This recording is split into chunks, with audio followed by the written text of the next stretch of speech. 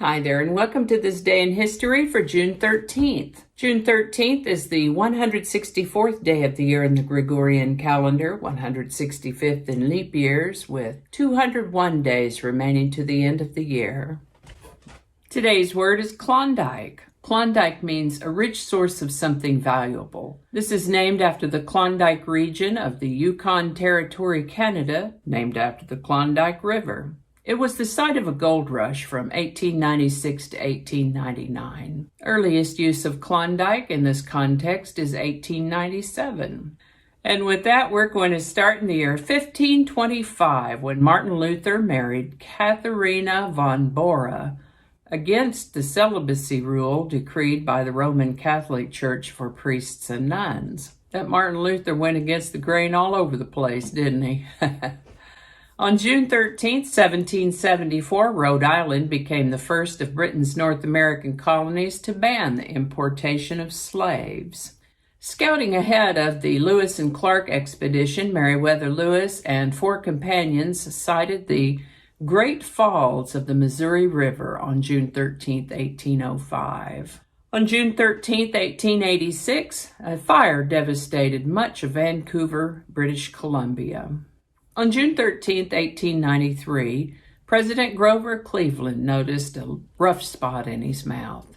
A few weeks later, on July 1st of that year, he underwent a secret, successful surgery to remove a large cancerous portion of his jaw. The operation was not revealed to the public until 1970, 9 years after the president's death.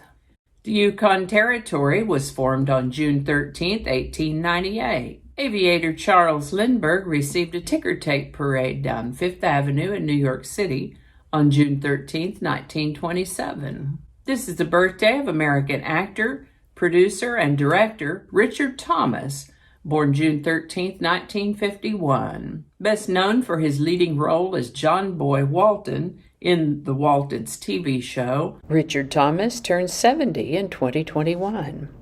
This is the birthday of American actor, comedian, and producer Tim Allen, born June 13, 1953.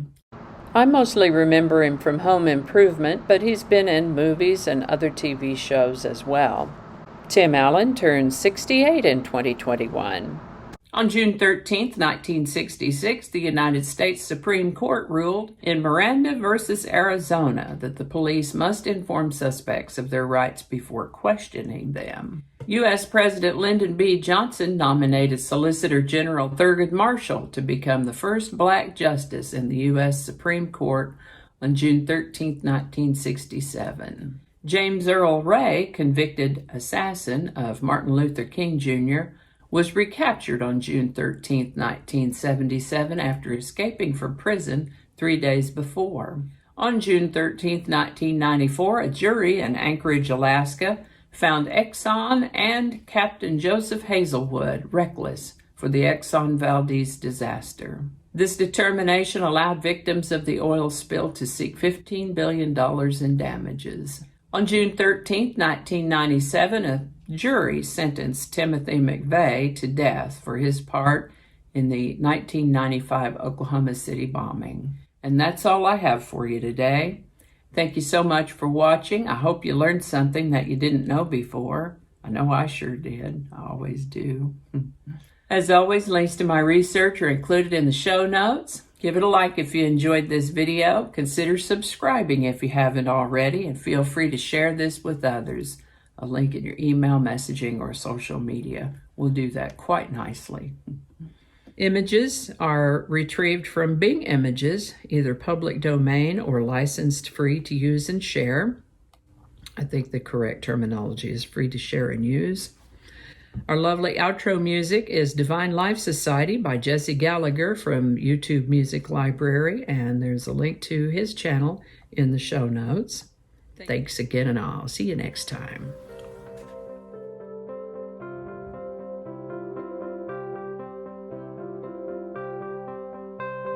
Many mistakes, so many mistakes. All right, what is wrong with my mouth today? All right, let's try that again. Thank you. That might not make it into the video, we'll see. changing it up.